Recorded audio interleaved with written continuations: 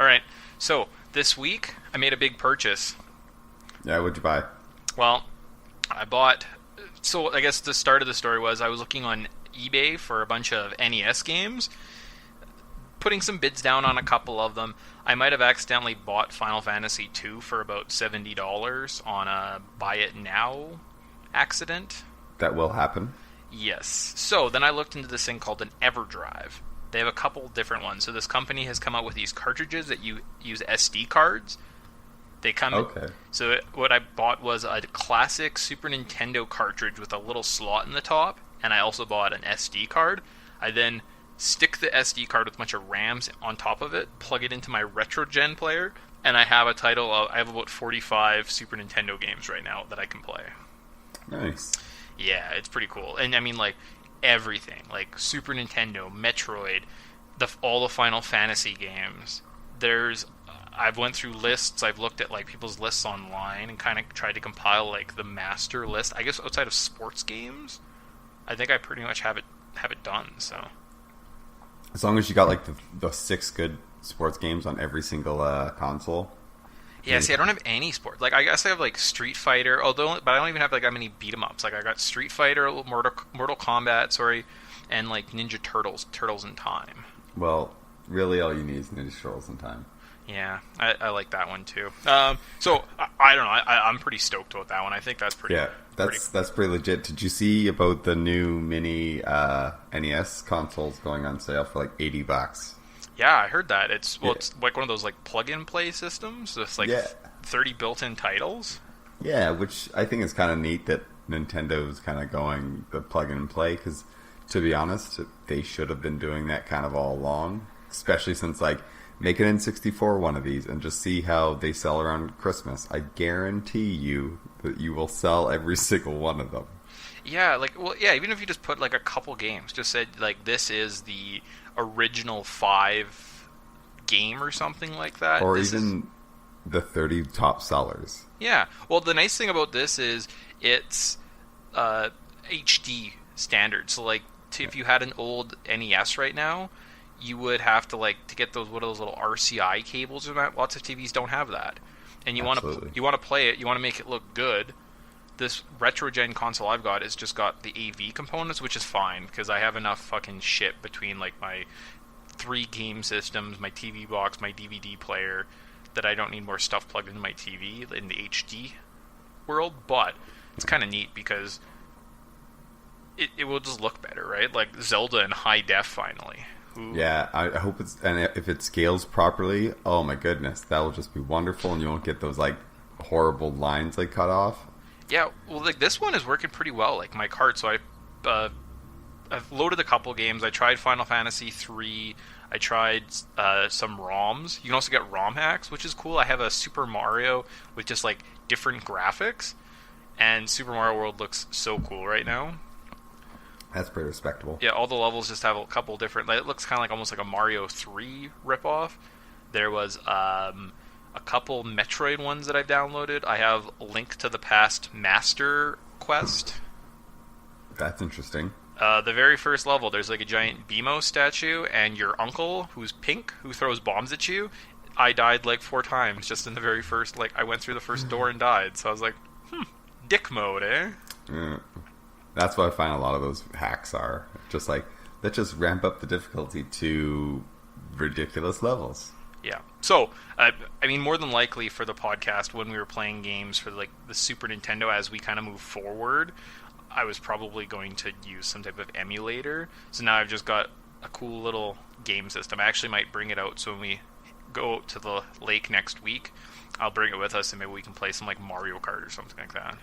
Yeah, that'd be pretty rad. I'm trying to beat Diddy Kong right now. I was really good up until... What was it? The second to last level in the carnival, the carnival level, it just was the worst thing I've ever played. I hated it. Like, the difficulty spike was astronomical. It was crazy. Yeah, that game, I'm currently, like, unlocking everything with Hope. And it's going good, but I just dread the hovercraft levels. Like, I sucked at those things. Oh no, that's number 3. I'm playing 2. 2. Oh, you're just talking about Donkey Kong Country. Sorry. I was thinking with Diddy Kong Racing for some reason. Oh, Diddy Kong Racing. Yeah, that's a fun game too, actually. It's gonna be like Carnival. There's a Carnival? I have, speaking of those kind of like those little pirated cards, I have one for my DS, and I have Diddy Kong, what is it, like Diddy Kong DS? Because I missed out on the DS. I was thinking about that. Like when I first went to university, I had this weird, like, I don't know, like this relapse where I just like did it. I don't remember any movies that came out. I don't remember any video games that were around, and I really should have got it in on the DS early on because there's some sweet titles. Like I went back and I bought Chrono Trigger. They did a remake of Diddy Kong Racing, Star Fox, lots of cool stuff on that DS. Yeah, I forget how many units it sold, but it's like pretty respectable. Like, it's one of the most like sold consoles of all time, and Nintendo knew how to print money with that thing. It's like, let's just release all the other games from our past systems on the go. It's like, yeah, that works. It's pretty genius. I guess I use my 3DS for most of the games thus far, like all the NES games and whatnot.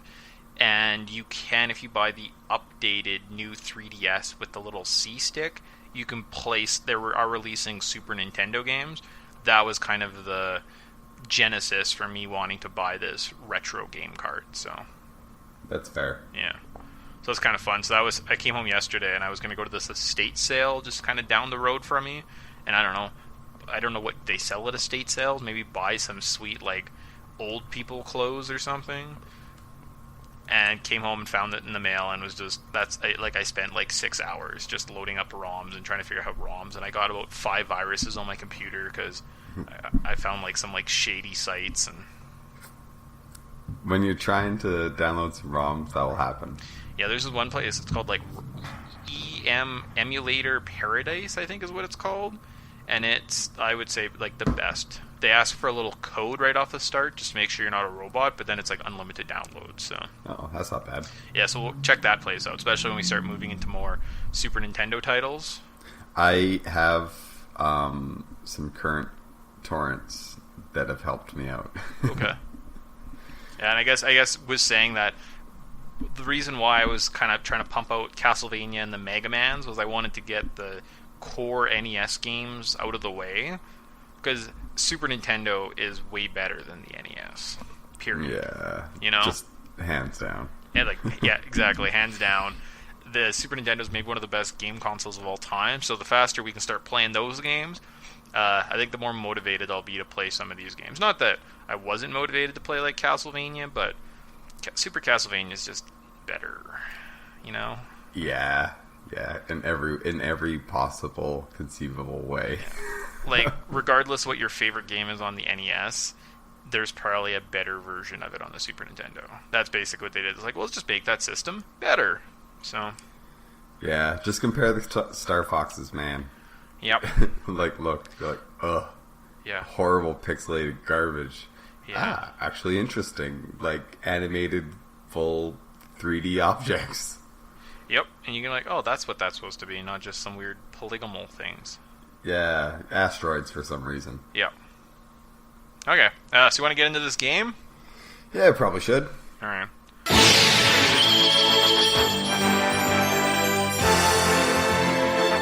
This is the Triforce of Wisdom, Link. The evil wizard Ganon has the Triforce of Power. Whoever gets both Triforces will rule this land forever. You must help me, Link. Hey, for you, Zelda, anything. Nice job, hero. Hey, excuse me, princess. Welcome to the Podtendo podcast, where we analyze, reminisce, and replay the glory of old Nintendo games. We can be contacted on Twitter at Podtendo Podcast, email us at podtendo@gmail.com, or check us out on Facebook at facebook.com/Podtendo. I would like to point that I have not received a single tweet, text, email, Facebook post, so my plan of retiring by making 6 podcasts is failing miserably. I am your host, Mick, and I'll be joined every week by a special guest. He doesn't get host status yet, maybe soon. What's your name? Tyson, as per usual. Very nice. Welcome back. Thanks for having me. I guess they probably heard the little banter before this, so it's going to be trying a new cold open format for the show. Yeah, that works. Yeah. So, the game this week, Zelda 2, The Adventures of Link. The release date was September 26, 1988. The world did not know Tyson Rutschman, but the world knew Zelda 2. It's pretty exciting. Yeah. Less than a year away, though. Oh, we're getting there. Ooh, you can smell them in the air. Yeah. How long to beat has the game at 11 hours. That's a big chunk of time for an old title like this. I don't actually believe that.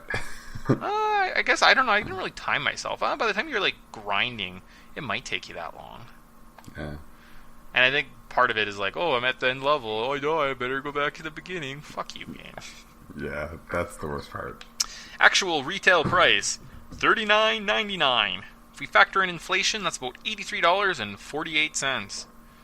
That's getting there. And then current eBay prices, they must have made a lot of this card, or like everybody and their dog has it, because they're about $25 to $30. So it's not worth. It might actually be worth picking up originally, because like it's not Final Fantasy 2 for $70, Mick. Yeah, that was a stupid one. Actually, and then I panicked the rest of the evening because I had a bunch of other bids. Like, I had a bid on Super Castlevania and Mario RPG and Diddy Kong 2. And I was like, if all these go through, I'm investing like almost $300 in like 4 goddamn games. Like, I was very upset with myself. Yeah, that'll happen. eShop price, $5. I do actually have a copy of Zelda 2. I have Zelda 1 and 2 sitting in that framed box. I don't know, I should take a picture of that and put it online, my kind of little thing I made with my original manual. Yeah, you should put that on Twitter. And then actually, I'll post on Twitter too the website I found. So there was this guy, I looked up the manual for this game for the story section, and there's a guy who has a bunch of classic games, and he's photocopied or copied the manuals and put them in a PDF form. They're really cool, so you can look through that.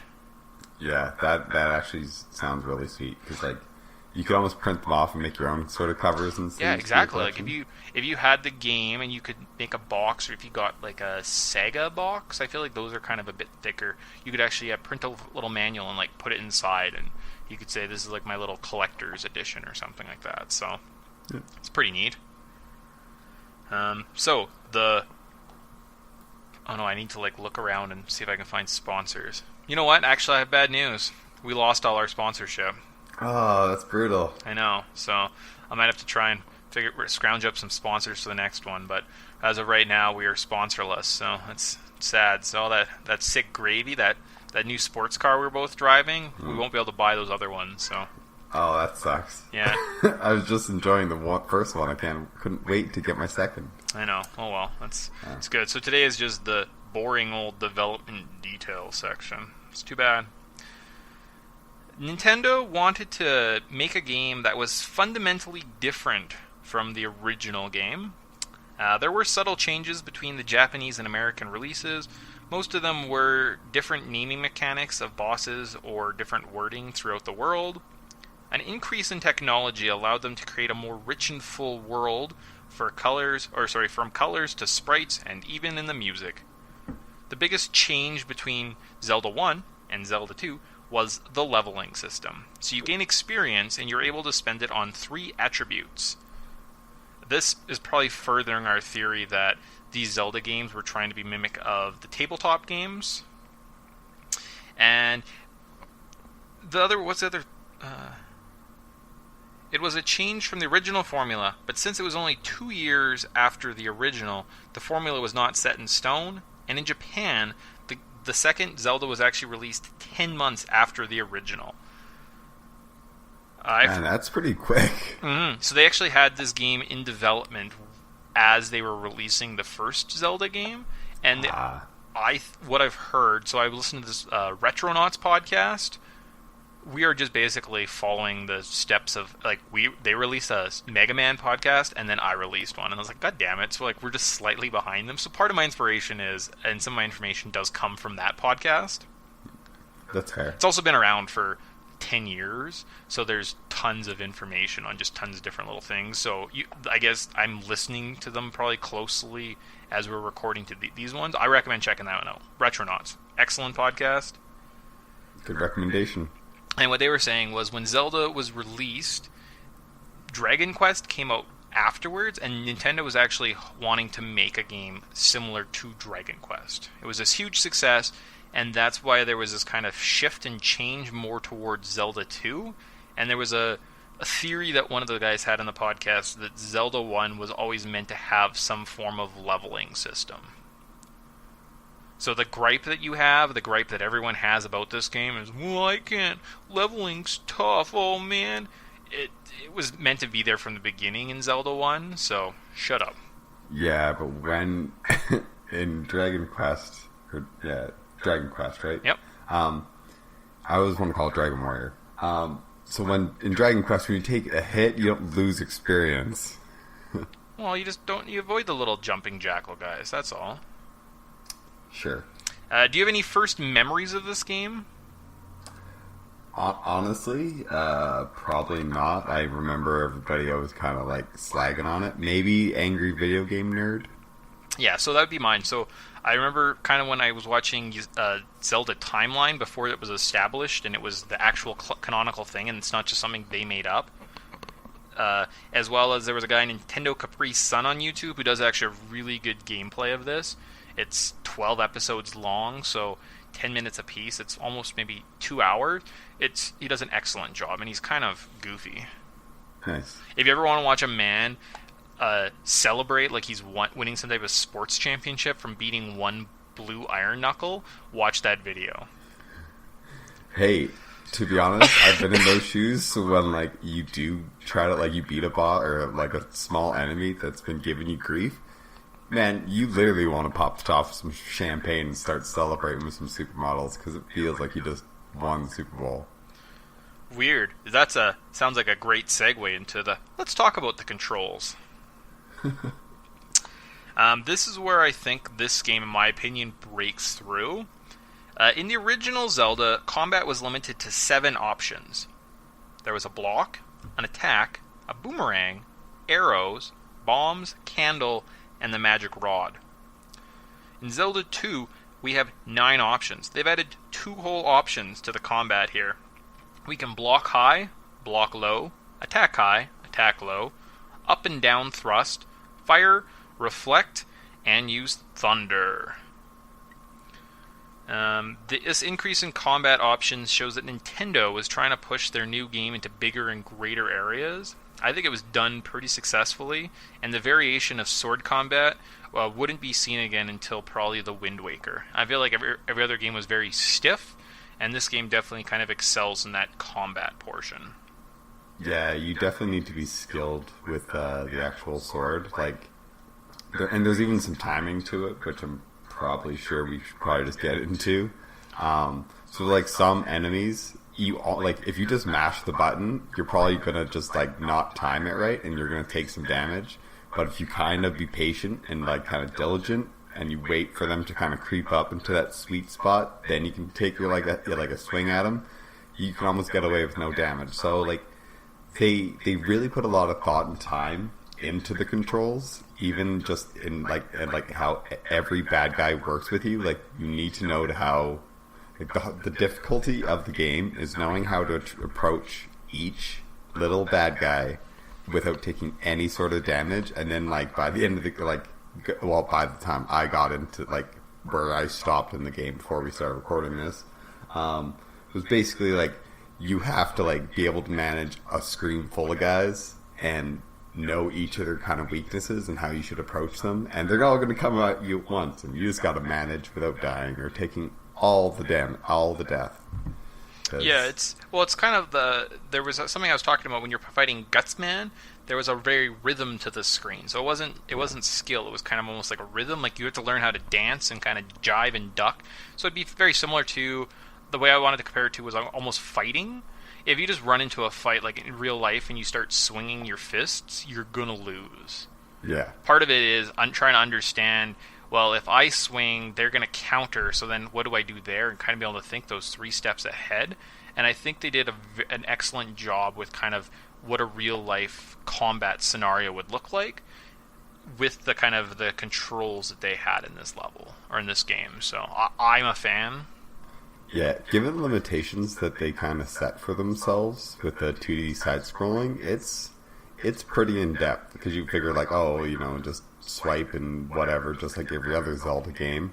But no, like, the bad guys, you're right, like, have a certain rhythm to them, so you need to kind of know their rhythm and know who's gonna, like, who's faster, who's slower, when to strike somebody. Is it, like, within, like, a one, like, or two sword lengths, and by the time, like, they get close to you, do you swing, and it's just, like, there's a lot of, like, thought process that goes into it, and I found myself very early getting frustrated with the controls of this game, but it's very, like, you need to know how to approach each enemy and how to time out your attacks with them so you take the least amount of damage. Yeah, because the skeleton guys, if you run and slide into them, like do a slide attack, you kill them. Yeah. Like, they're no problem. And then the dark, or the iron knuckles, when they come towards you, it's just this little hop, and then about halfway down you swing, just hit the top of their shield, and you hit them every time. And knowing those little tricks makes the game, like, so for myself, I've played this game maybe a dozen times. I'm fairly well versed in those simple little combat mechanics. It's not that bad. And for someone like me, who was just kind of coming into this, like, first time playing Zelda 2, when I came across an Iron Knuckle, it was just like, this thing would just push you back, and there's not a lot of, like, invincibilities, like, seconds for recovery. So, like, he'd push you back, push you back, push you back, push you back, push you back, basically you're dead. And I'm like, well, that fucking sucked. Yeah. So then I started kind of, like, working with, well, maybe I try to, like, attack low, and then, like, he'll drop his shield, move it up, drop his shield, move it up. As you kind of go down, I'll, like, try to attack high and then attack low. And as you're kind of trying to, like, work through all the process of how do I attack this guy, I kind of came across, like, there's the traditional method, like Nick described, where you kind of jump and you swipe down on him. And, like, as you're, like, coming down from your hop, if you're swinging, you'll kind of hit him in the head and he'll take damage and you'll get away scot-free, which is perfect. But I can never do this. For whatever reason, I just suck at it. So my technique was I kind of, like, let them, like, scooch in, and, like, you kind of almost, like, there's a brief kind of second where they're about to, like, swing their sword that you can get in a quick hit and they'll bounce them back. And as long as you kind of keep just doing that, anticipating if it's going to come high or low, you can actually get away with killing them, not having to use the hop technique. So with your technique, do you find, or was there, like, a brief second where they kind of pulled their sword back behind them and there was just a little bit of their sprite that kind of revealed which way they were going, or was it a complete guess?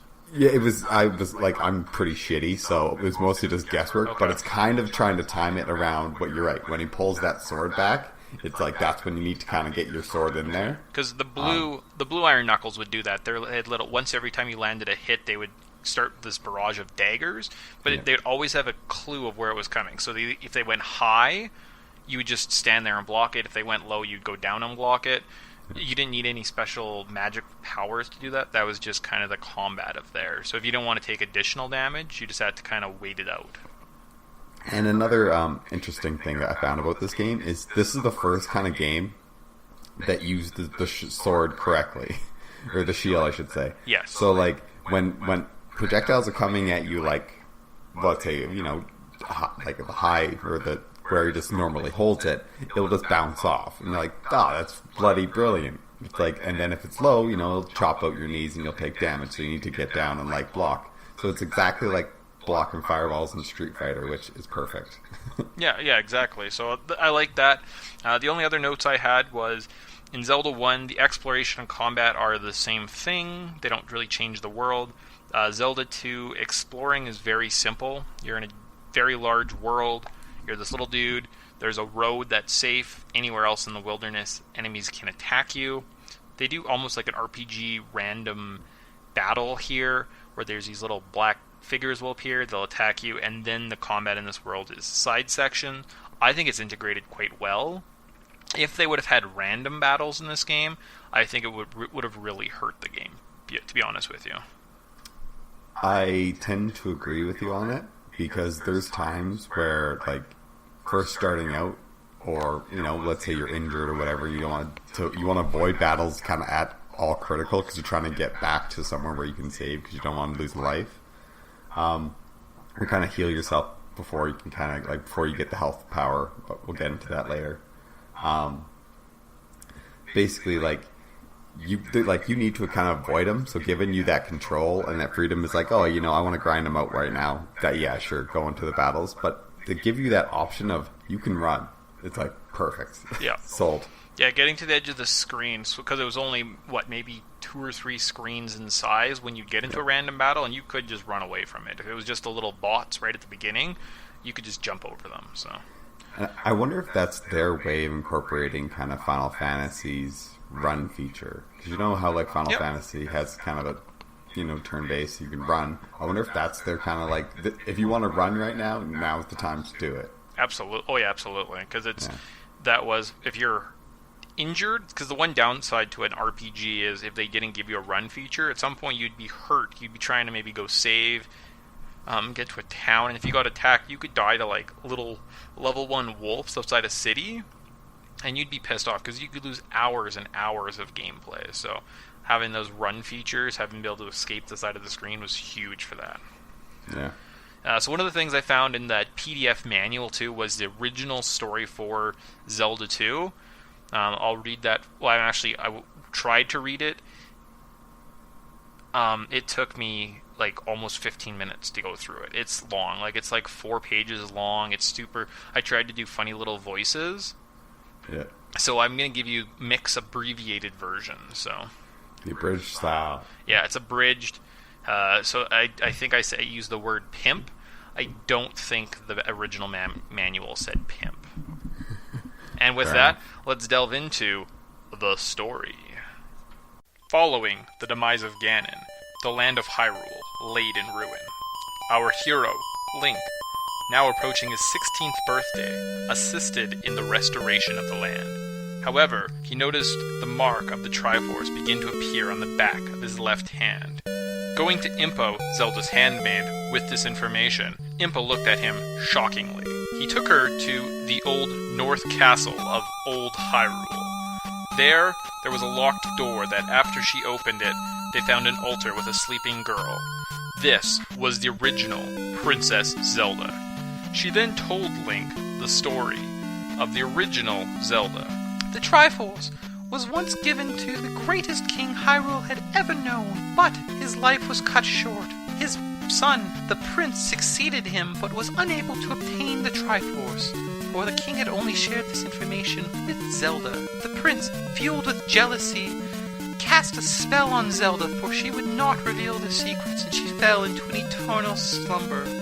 Once he realized the folly of his ways, he locked her here, hoping that one day a brave warrior would come and rescue her. Is today that day? Hells yeah it is.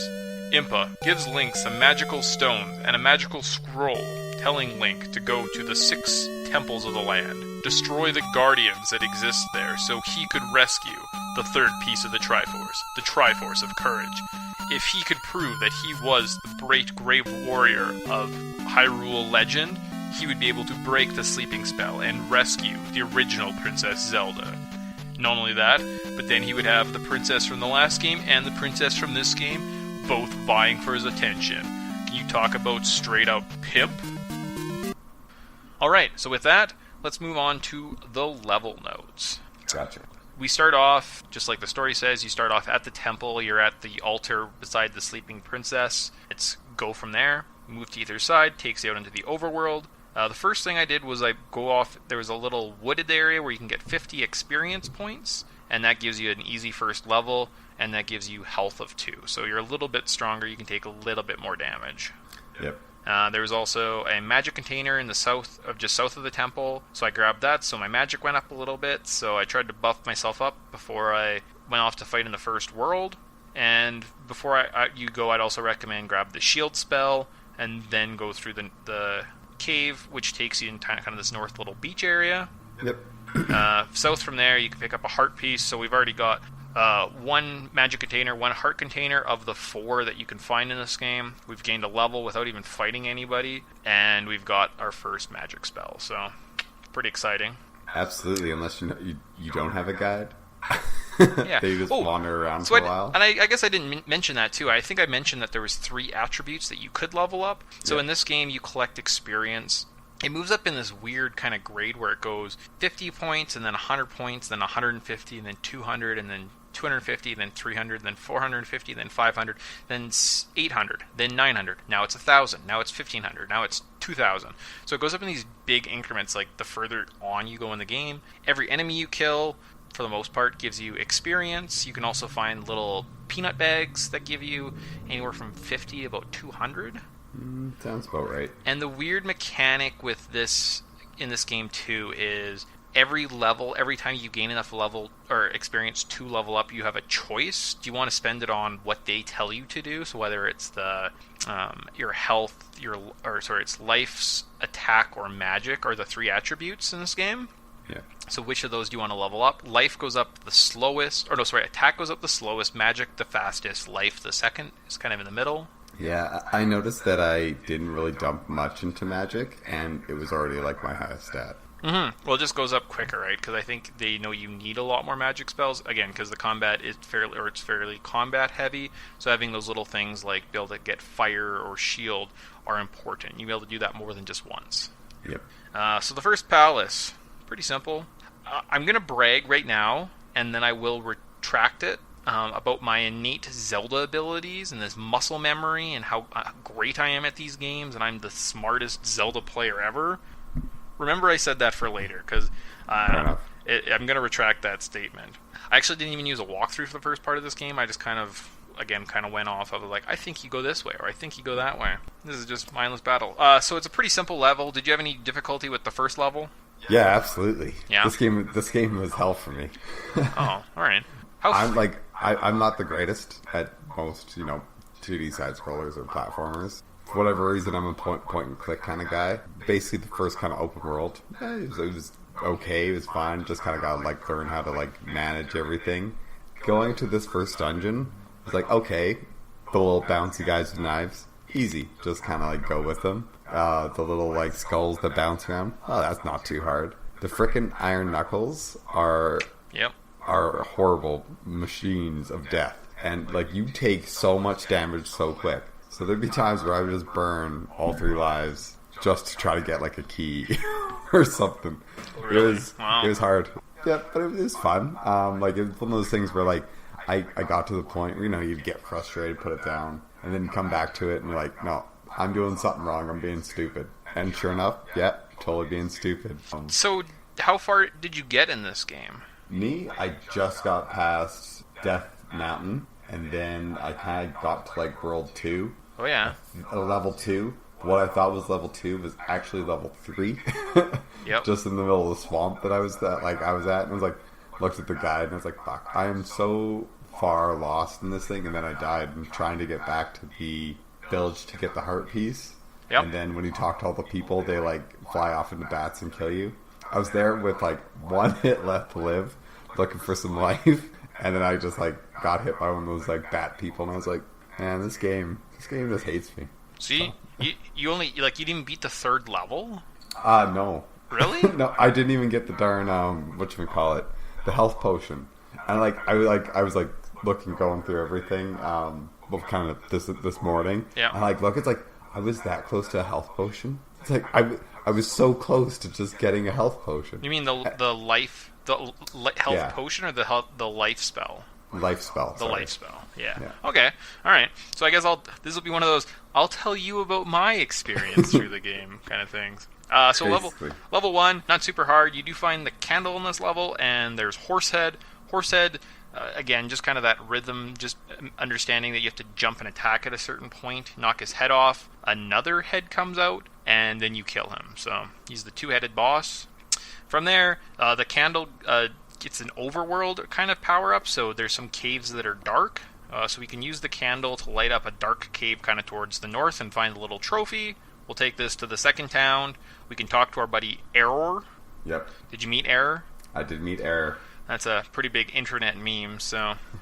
There's a character that literally says, I am Error. and people lost their mind when they started seeing this. So like, how did Nintendo release this shitty fucking game? Look at this. There's literally the guy saying this game doesn't exist. He's an abomination to the world. There's an actual translation issue. There's a man that you meet a little bit later named Bagu, and his name is supposed to be Bug. And the joke is Bug and Error are characters that live in this world. It's a little joke, so... So again, lost in translation a little bit. Yep. Let's see.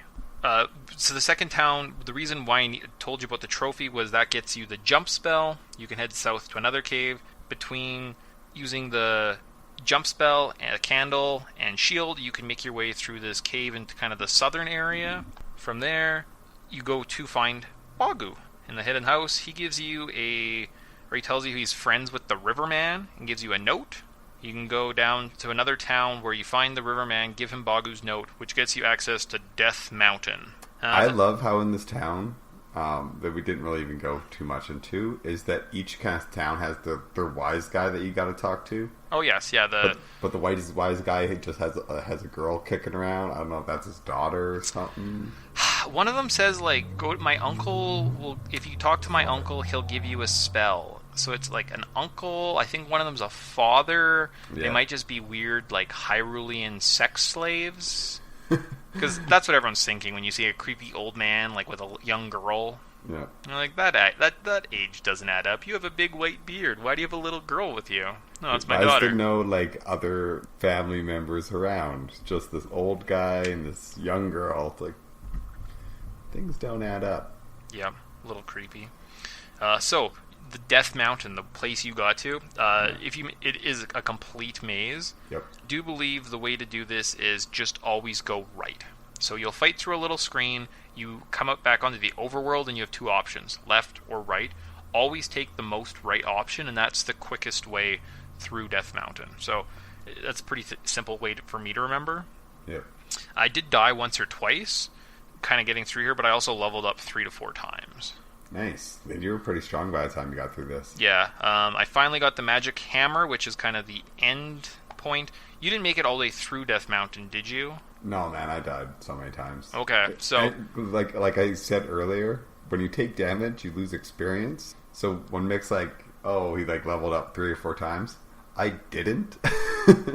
I would be like, have so close to like my 600 experience that I would need, and then I would just like get a death scream where it's just like, you just constantly take damage, and then you're fucked. It's like, well, I got 300 experience right now and a couple game overs. Let's keep going. Yeah, so with the magical hammer that you get a magical container, and then you can basically leave. So I probably died at this point. The hammer, there's these big roadblocks, and with it you can cut out a big chunk of the screen, so it's basically a little shortcut for you. I believe there's also, it's either a pea bag or another magic container that you can get. No, because there's a magic container in Death Mountains. That must be a heart container. So you get another heart container by unblocking a cave with the hammer, and from there basically just go to level 2. Oh, actually, I think I forgot about. I didn't use the map here. So, went right to level 2. Did die once, but I think, again, I leveled up quite a bit. So I was just grinding. That was just the start of the game. And, like, I knew if I would rather give up life, or I tried to, like, would try and hold on as long as I could to experience up. And then as soon as I experienced up, there was one of the levels. I don't think it was level 2, but I just jumped into some lava and killed myself. So I could have 3 hearts and come back and try again. Again, this one wasn't too much problem. There was a couple tricky jumps, but nothing super special. You got the item in this one was the Power Glove, so you were able to break blocks with it, with your sword. And the boss here was Helmet Knight, very similar to Horsehead. Nothing really special. I forgot that in the swamp there's a little cave blocked and you get some medicine, so I did have to double back to acquire it to get the fairy spell from the third town. And then right above kind of the graveyard area, I really like to grind here and try and buff up as much as I can before I go to level 3. Yeah, the swamp section really sucks because you walk really slow in it. Yeah, so I actually I forgot to write down my levels, kind of like where I was at in Death Mountain. So level 3. So I've played the first level. I've got from the first level down to Death Mountain, fought through Death Mountain, fought the second level, going to level 3. That's it. So I've done 4 key points. My stats were attack of 5, magic of 6, and life of 7. On a scale of 8, that's how strong I was. So my life was literally almost maxed out by the time I got to Palace 3. I was able to grind another level in this dungeon. Pretty straightforward. There was a couple tough fights. Nothing super hard. Each level... You kind of grinded as you went along. Like, you didn't just, like, grind a little bit at the beginning and, like, let it carry you through for a bit? No, I grind... at Death Mountain, I definitely grind because there's fairly tough... What are they? They're not Gorias.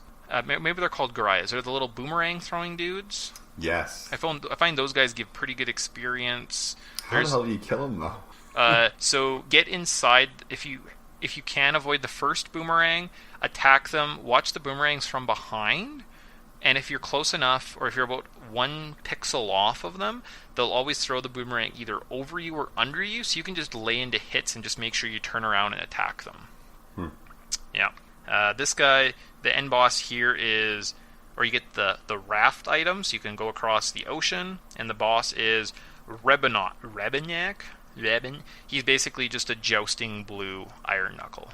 Fair enough. They use the down thrust, which apparently you've got in the third city as well, which is probably the best attack in the game. So when you jump, you just press down and you hold your sword down. So those tough, like, Gorias, you can just jump on their heads and just sit there and stab them in the brain until they die. Very useful technique. Yeah. And then from there, we go across the ocean to the new continent. I think it's supposed to be the largest island in Hyrule, but I'm pretty sure this second island is actually bigger than regular Hyrule, so it's kind of one of those, like, English things where, like, we're on an island, but we're better than everyone else, so fuck you, you guys are on an island. Like, I think we're having a little bit of British complex over here. That makes sense. There's nothing really special about the new continent. There are some enemies that need the fire spell to kill. There's a town right in front of you. There's a lady that when you talk to, she says, I need some water. You go over 2 feet, press down, get some water, and that's how you acquire the the fire spell. Well, for Pete's sake. Yeah. The only other one that was that dumb was, I think it was the life spell or fairy spell, where somebody's like, one of the girls is like, I need my mirror. So you go into the house beside it, and there's this table, and you walk over and crouch down, and Link talks for the only time ever and says, I found a mirror. And then you walk it back and give it to her. So some of the fetch quests in this game are kind of stupid. I don't know if it was, like, supposed to be sarcastic, maybe? Yeah, well, they started off really good with the trophy, right? Like, it got stolen, You got to kind of raid a mini dungeon and go kill, like, some, like, it's just one straight shot, go grab the trophy, walk back. Yes. It's like, that actually makes sense, but water and mirrors, maybe they're just like, this is a really neat idea, but there's no more room on the disc, so...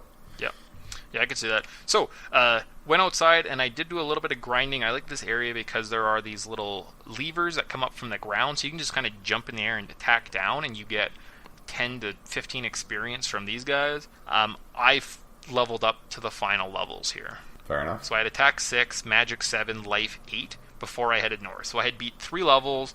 Maybe I'd played the game for maybe 5-6 hours at this point and was done. Like, I didn't have to grind anymore. Basically, at the end of every level, when you put the statue, or you put the jewel on the statue, you get, like, an instant level up. I just used the last 3 levels to kind of max out, so... Fair enough. There's, like, this kind of confusing part. I always get confused in this north section, because you have to go into the maze, find a child, take it to this ocean town, give it back to this person to get, reflect? And reflect is the only way to beat the boss. And every time I play, I do something wrong. Either I go to the ocean town first, or I go get the child and then go to the palace. I've never done it in the correct order, but that's the way you're supposed to do it. There's also a magic container in the maze, so make sure you grab that. Level 4, it has 2 parts. The first part is just a key collectathon. Once you have all the keys, you can head into the second part. It was pretty straightforward. Now, it is kind of supposed to be more of a little bit of a maze. There's lots of elevators and different routes that all look the same that kind of just lead to either an enemy or like a pea bag. I think I got most of it on the first try, so I was pretty proud of myself. And we get the hover boots in this area, so you can walk on water. So you're literally becoming Jesus. That's some steep stuff. But...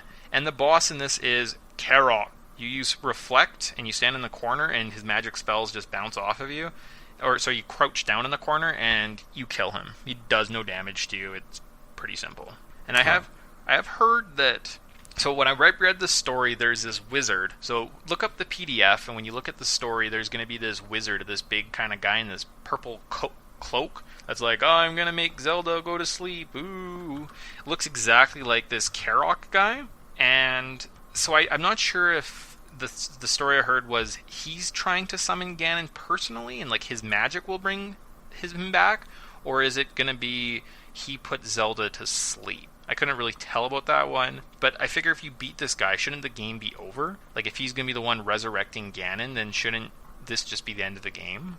You'd think. Because all the rest of the guys will now have to resurrect Karok, so then he can resurrect Ganon. It seems like at this point I just give up. I'm like, well, I'm not going to fucking resurrect this guy so we can just do another person. That's stupid. Yeah, that seems a little bit like they didn't really flesh out the story all that well. And I'm looking at it right now, and you're like, I remember seeing this guy.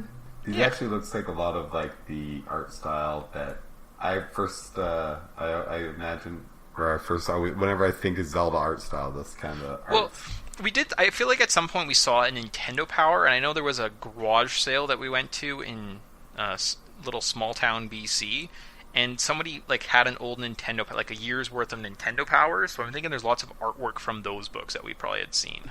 Oh, probably. Right, and they were a little bit older, so that was in '96 or something, '97 when we got those books. They were probably from like the early '90s, so it might have been the remnants of these games in them a little bit. Right from there, again, you get with the water boots, you walk on water, so you go to the little town where I had finally leveled up, where you get the fire spell. You walk out onto the ocean, you can grab a heart container, and right to level 5. There's a lot of running back and forth in this level. I got really lucky. And then remember how I was bragging about my muscle memory earlier? Yep. Yeah, so my muscle memory doesn't amount to jack shit when I don't have internet access and I don't have a guide on hand. Fair enough. I played this out at the lake and I didn't have internet access. I spent maybe 2 hours trying to beat this level. I died, would go back. I did have save state, so I'd like save, go fight a big chunk of the room. It was terrible. So all those times I'm bragging about how great I am at video games, it's just because I know how to use the internet, apparently. So, sorry guys. Sorry for making you think I was some type of god. That's okay, Mick. You're allowed to be human. I really didn't remember this level at all. So it was actually quite a bit of fun.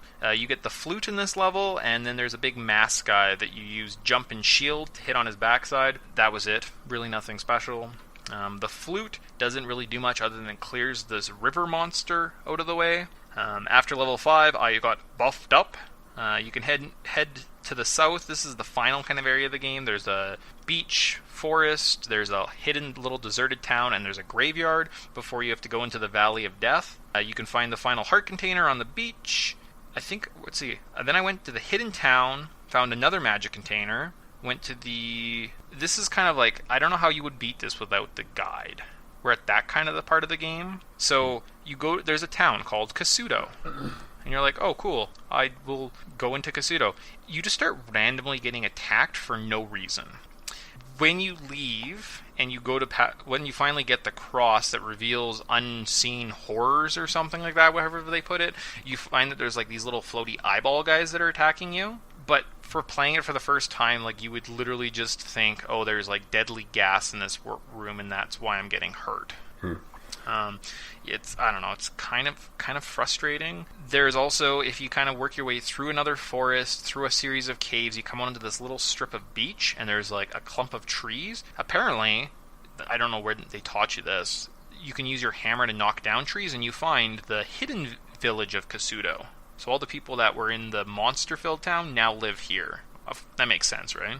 Of course. So it's like blowing up walls to find secret caves. Yeah, and this was another part where I was struggling, like without a guide and like telling me exactly what to get where. There's a master key, so kind of like there was in the first game here. There's the thunder spell, there's a heart container, there's a magic container, and what's the other? There's like another item. Anyways, if you don't go in the right order, you basically have to run and back forth, and like I literally just have a note like, this game is hard. Yeah. Without my magical notes that give me these special powers, so oops. Yeah. Well, to be honest, like when I was playing and I ended up magically in level 3 accidentally, and then I realized that like you have to backtrack. That's so easily done in a game like this, because like all the areas are just like, yeah, just go. We're not going to limit you. If you walk into that thing, go ahead. Feel free. So you end up getting yourself in some pretty sticky situations. Yeah, it's... now, I don't... Level 6. When did I play this? I think I beat it all when I was visiting Mom and Dad at the lake. So I think I beat the rest of the game without a guide. So I think I struggled a little bit with this one. There is kind of just a giant infinity hole that you can fall down. So you have to know kind of the pattern. I think it's... You go straight, fall down 2 screens, fight that level, and then you fight the second screen. So basically it's 3 tiers, and as you fall down the hole, you just kind of cycle through the 3 tiers. Not really sure how that would exist or how that would work, but I guess there would be like a pit at the bottom of the 3rd tier that would just warp you to the top of the 1st tier. So that's kind of how the infinity hole works here. Magic. Yeah. So I actually got pretty lucky there. From here, again, just if you don't know how to fight the skeletons and the iron knuckles, you're really going to struggle in this one, but not super hard. The item in this game was the cross, like I said, so that you were able to go see the floating eyeballs in Kasuto and get Thunder, because Thunder is one of the spells you need to defeat Thunderbird, so kind of the main boss of the level. Or I guess, sorry, boss of the main guardian of Hyrule, I think is his actual title. Interesting note here, the boss of level 6 was Volvagia. So the dragon from Ocarina of Time appears in Zelda 2. Interesting. From here, I think I must have died right before I went into level 6 to fight Volvagia, so I had 3 lives. I went right to the graveyard, into the Valley of Death. There's a little magic refill, and there's this strategy that I think I only implement here, but as you're walking around the overworld, sometimes you go into these random little, not determined, but like predetermined battle sections that are quite difficult. So lots of the bridges are like that. Yeah. And I think there's like a little bubble guy right around the 1st level that you may have found. Doesn't ring a bell about the... Bubbles? Okay. So one of the... No, I think you're totally right about the bubbles. Yeah, so one of the strategies here is because in the Valley of Death, as you're walking, you're not on a road, enemies will pop up on the screen. The enemy sections will always be easier than the predetermined paths. So if you kind of stand and just move back and forth, you can spawn a horde of enemies. And if you can time it just right, so if an enemy and you touch a predetermined path at the exact same time, the enemy overrides the predetermined path, which gives you just fight through the one screen of enemies, jump off to the side, and you've actually skipped the predetermined path. So, oh, that's a neat little trick. Yeah, so that's definitely a strategy. Like, that's the only way I can get through the Valley of Death. I think that was if you can just do that, it actually makes it super easy. So the hardest part is if you can't time it properly and you keep spawning enemy battles like right before the predetermined screen, it can be pretty hard. Like, can just take a lot of your health away. And then finally you get to the Great Palace.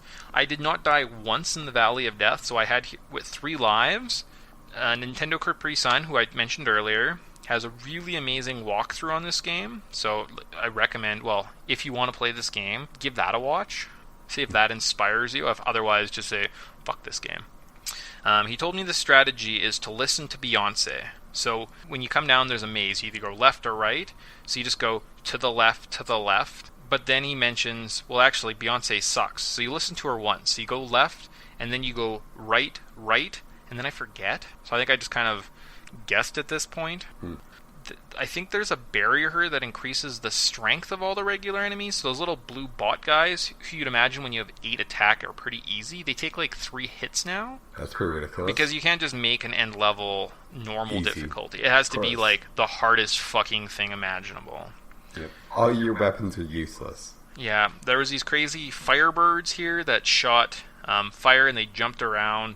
There's these super hard ninja birds. So imagine the blue iron knuckles with double the agility of Link and the ability to jump across the screen at you. There is actually a pretty easy way. There's these little brick, I don't know what you want to call them, obstacles. They kind of look almost like a little ladder. You can chip away, and if you sit, I want to say it's 4 blocks up and just crouch down, the little ninja birds will jump up, but they can't quite reach you, and you just hit them in the head, and that's the easiest way to take care of them. Or run. Running's a good option. Yeah. On the fourth crossroad, I went to the right, I ran into a ninja bird and a bubble, and found a dead end. I think I do that every single time I play this game. I always forget about that. So I actually went to the left. It was pretty straightforward to here. Thunderbird is the end guardian of the game. With this, you really need to buff yourself up. So you need to use Jump, Reflect, Shield, and Thunder to weaken him. He turns from red to blue, and then he only has a little tiny weakness on the top of his forehead. And he's this giant, crazy totem pole looking dude that jumps around the screen and shoots fire at you. It's terrifying. Yeah, sounds fair. I actually, while I was playing it, I thought of you, and I was like, I'm really sad that I made Tyson play this game. Because I don't think this should be like that's a form of torture that you should not have to endure, so I apologize. But I mean, the fact... I didn't make that far. Yeah, the fact you didn't make it that far, then don't worry. But Thunderbird sucks. From there, you think, oh man, I just beat the final Guardian. The game is over. You go into this final room, and there's this little red Yoda-looking dude sitting there, and the screen goes purple, and your shadow jumps out from you, and you have to battle your shadow. Have you ever seen the fight with your shadow on like the Angry Video Game Nerd or something like that? Yeah, I've seen it. So use shield to give yourself just that little bit of extra protection. Go stand in the corner, crouch down, and just stab, and you will kill him. Super easy. That's my type of boss. Yeah, and that is the end of the game. So after returning the 6 jewels like Impa had asked from you to the 6 statues and beating the 6 guardians, you've proven yourself worthy of the Triforce of Courage. Hooray! There's a part in the manual, so when you read it, that there's like a voice talking to you when you read the scroll, and it's like, I did this, and this was me, and I did that. I think the little Yoda dude is the guy who wrote the scroll. Oh, okay. Right? So I've always kind of had that, kind of wondered. I think that was kind of my interpretation of it anyways today. And then from there, you return with Zelda, you hold up the Triforce, the 3 pieces, she wakes up, gives you a kiss, the curtain rolls down and says, thanks for playing. This you got a kiss. Yeah, this game's kind of neat because the after game, or like part 2, I guess I could send you this file. Actually, I don't have an emulator. Anyways, I'll let you maybe borrow my 3DS if you want to try and play it. I have, as soon as you start a new file, you have all your levels maxed out to 3, as well as you have all of your, is it your skills, like your sword techniques, or magic spells? I think it's magic spells right off the start, as well as all the items. That'd be pretty rad. Yeah, so you can just like boss hog your way through the game, and most of the times when I played it like maybe of the dozen times I've played it, I've probably played 9 times using that save file, where I don't have to worry about grinding. That's fair. Yeah, it makes the game a lot more manageable. Yeah. Honestly, it's a game I'm not offended that I took a shot at it, because I mean, yeah, it's hard as heck for me, but it's fun. Like, in all honesty, it's like one of those games where it's like, I don't know why I avoided this, because like I knew this game was a game, but because it kind of has like a bad, history with it, and everybody kind of likes to take a dump on it every once in a while, that game has a really bad rep. This game is actually really good. Like, as a Zelda game, if I was going to choose an NES game, I would choose this one over the first one. Yeah, I have a note that it's probably my second favorite Zelda game. Yeah. And I understand that, like, the ability to actually like grind out your stuff is kind of fun, because it just makes you spend more time in Hyrule. Yep. And honestly, like, the combat system is really rewarding. So when you're having a good run, man, you feel like an unstoppable juggernaut. Yeah, well, it's nice too. Like the grinding mechanics, it's kind of rewarding because it's not just run and press A. Whereas you would in like a Final Fantasy or a Dragon Quest, it's more of a, you have to think and you have to be able to jump and dive and duck, and I think it just adds a little bit of extra oomph to the game, Yeah, absolutely. And I think that another thing about it is, yeah, the difficulty is there, but it's only because like I'm seeing this game for the very first time. So I was thinking about this. If people's gripes, because lots of people say, well, I don't like this. When you die, you have to go right back to the first temple and you see Zelda, and then you have to walk back, and it's just really annoying. Plus, you lose all your experience. And I think the fact the penalty of death in this game is so intense. Oh, I guess we never mentioned that you get 3 lives. I'll say that. So you get 3 lives. So when you do die in a screen, you just kind of restart on the same screen, and you kind of continue for 3 lives. if the penalty of death was restart on the same screen but like lose your experience, or keep your experience but go back to the first temple, I wonder if people would have a different opinion on this game. Yeah, I wonder about that, because honestly, it's kind of like, it really sucks, because like, you do grind really, like, you work your tail off to get across the map, and then like, let's say you took a bunch of damage, you might be down 1 or 2 lives and a bunch of experience, so then like, you just got to where you want to be, and you're like weakened, not as many lives, and you have nothing to really show for it, and you're like, it sucks. Yeah, well, So. yeah, because I find that too. Actually, like, I like the game's difficulty, and people have told me it's like one of the most difficult games. So I'm proud that I was able to beat this game and can beat it in probably less than 6 hours if I had a guide. But the far side, like getting to the far side of the world, I died about 3 times while over there, and like having to go all the way back and redo it, it could become very tedious if you didn't know what you're doing. So Yeah. yeah. I think that this game with like I think if they gave you the option of not losing your experience, it would almost be too easy, because you would just basically be at max level before you get like to level 2. Yeah, well, they have to do something, right? But like, yeah, because if you get to a temple, or even just restart you at the start of the temple, because that trek across the world sometimes can be a pain in the ass. But if I'm at level 5 and then I die and I have to go literally from one side to the other, yeah, there's little shortcuts and I can use the hammer now, but it's still just that extra little unnecessary difficulty that they've kind of put there. Yeah. But all in all, I think it's really good. And I guess my main comparison, so I was saying I really like this game, I think it's great. I was going to emphasize that this is, I want to compare, like, this podcast is Zelda 1 versus Zelda 2, and I think Zelda 2 is a much better experience, like you were saying. Yeah, and I think just from an art style gameplay perspective, like, yeah, the difficulties, you can say the easier ones always going to be more approachable. That's just how it is. But if like you like this style of game and you always kind of you appreciate it for what it is, Zelda 2 is a far superior product. Like you have a prettier like side scrolling bits to actually look at, so you're not just looking at mud. The overworld is zoomed out more, so you can see a lot more, and it's a lot easier to look at. Like, so it's not so zoomed in and obviously pixelated. So like they made some pretty good improvements.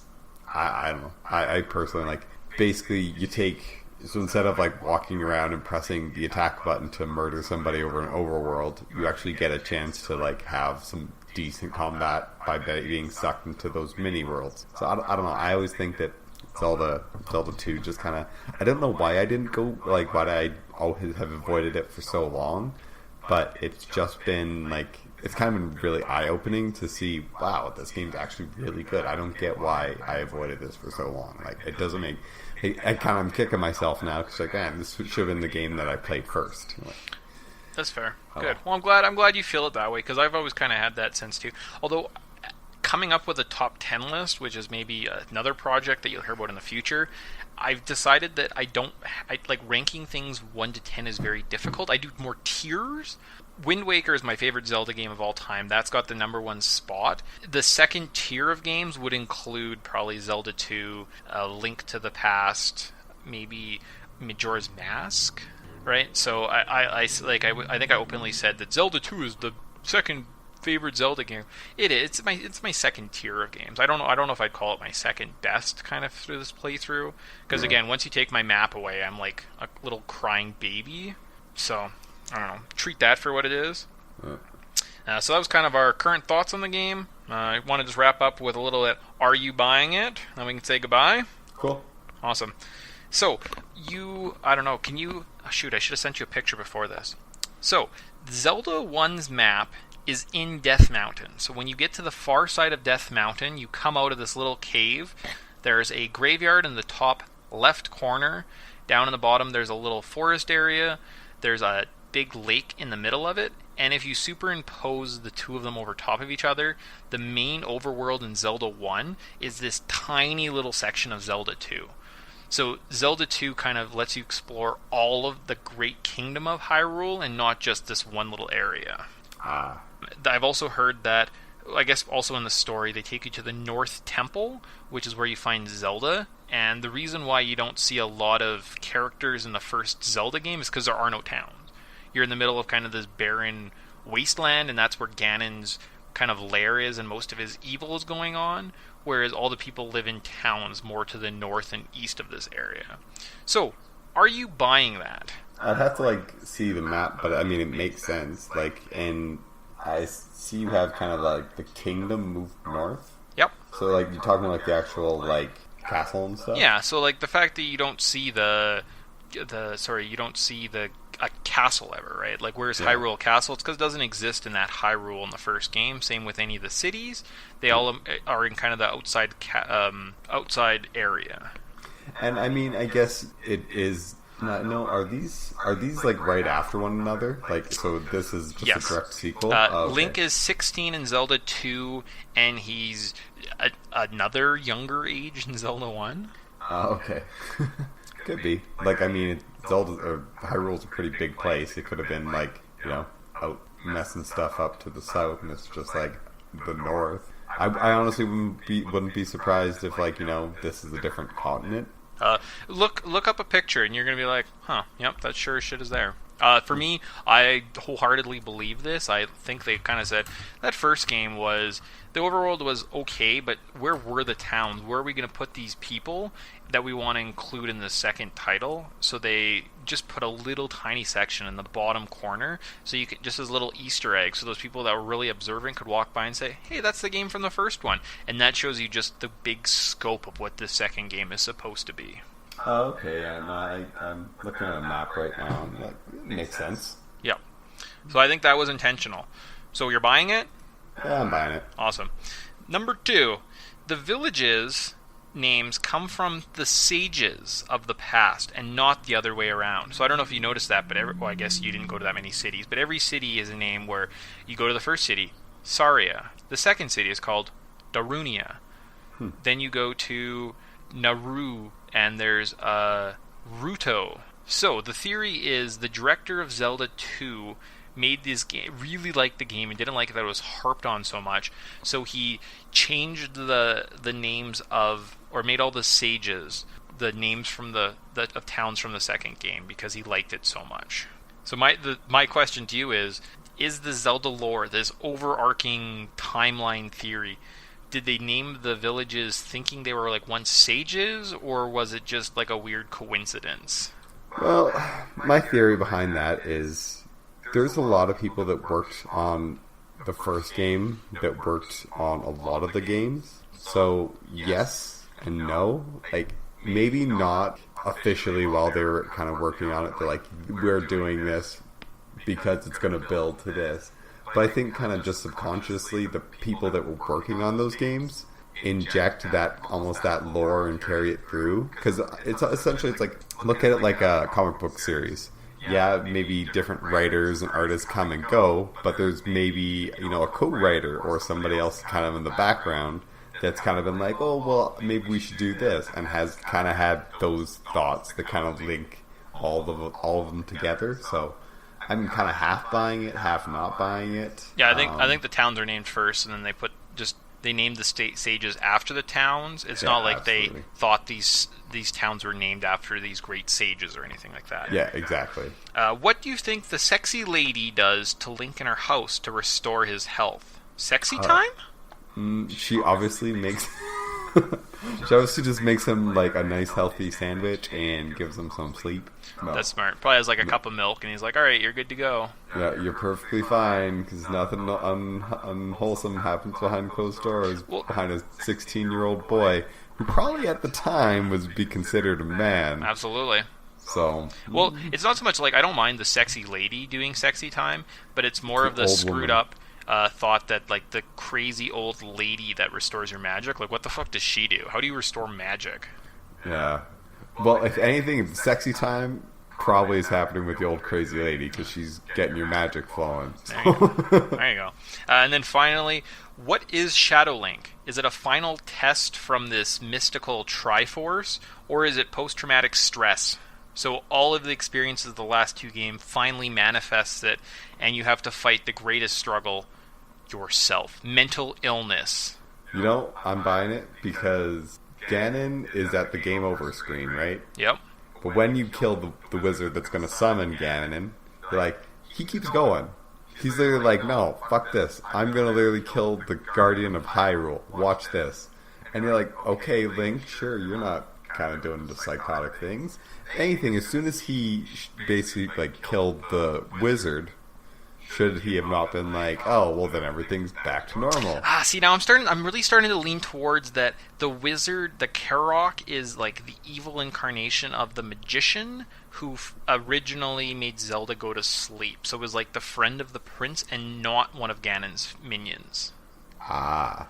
So where the heck does Thunderbird fit into all this? So is the Thunderbird scrolls corrupted? No, so the scrolls, so just like the first game, you're actually not fighting. These aren't Ganon's minions. They're the guardians of these temples. So random people couldn't come in and just mess with these ancient artifacts. Whoever the guy in the scroll, so the little Yoda dude had powers, and he put these guardians in the temples. So like the Dark Nuts are just temple guardians, and they're not exactly Ganon's minions. So if you look at like what are they called? The little boomerang dudes or the lizard throwing guys, those are the bad guys. So any kind of anthropomorphic animal creature is a minion of Ganon. Anyone where like a knight is a guardian of Hyrule. Oh, that's actually kind of interesting. Yeah, and I think I would like to see in a new game where potentially Zelda's like, oh shit, what are we going to do? Well, let's call the fucking Guardians. And it's not just Link and an army. Like, that would have been cool in Triforce Heroes where instead of all these shitty soldiers, like, they had these Dark Nuts show up and they're like, look, we're big and strong and you can't take us out. And that's kind of like our heavy items. And then instead of Zelda, or instead of just Link, you also have these other heroes. So like Volvagia shows up and fucks shit up. Yeah, you know, I think that, like, I could go off on a side tangent, so I'm going to try to fight it. I think that's actually, like, really interesting to kind of think of, like, there's other guardians other than just, you know, the hero of time. Yeah. So, yeah, I don't know. I personally think that there's definitely a lot kind of more going on, and it's kind of open to your own interpretation. But, yeah, I love the world that they built, so okay. I'm going to say that Shadow Link might just be Link snapping and murdering a old hero or old, like, magician or guardian that was kind of, like, the... I don't even think it's like him snapping. I think it's like Shadow Link is all this like pent up like mental illness, like post traumatic stress. Like he'll never be just a normal little boy again, manifesting itself into evil, and it's like kind of like the worst part of him coming out that you have to fight. Because only one true of heart, so he's not bad. The only bad thing about him is the experiences he's had trying to be a hero, right? No, I'm gonna say he's warped. Okay, I like it. I like that he's a twisted freak. And then finally, did we miss anything? Anything that we kind of didn't go over that you want to talk about? No, not really. The only thing that kind of struck me about this game, but weren't really established yet, is I always like to see like the Zoras and the Gorons and the kind of races of Hyrule kind of sprout up, but they're probably there just in different artistic pixelated forms. Yeah, well, because like the Zoras early on were like these crazy little water fish dudes, right? Like that's kind of what they were in the first game, and I think only in Zelda or like Ocarina of Time they kind of made them like sexy. So or an actual like race that has like you know cities and stuff and people, and not just like we're crazy water monsters and you can pay the big guy for flippers. Yeah, basically. Oh, and speaking of paying for flippers, I think our next two projects we're going to kind of do a combination. So we'll play Final Fantasy 1 with A Link to the Past.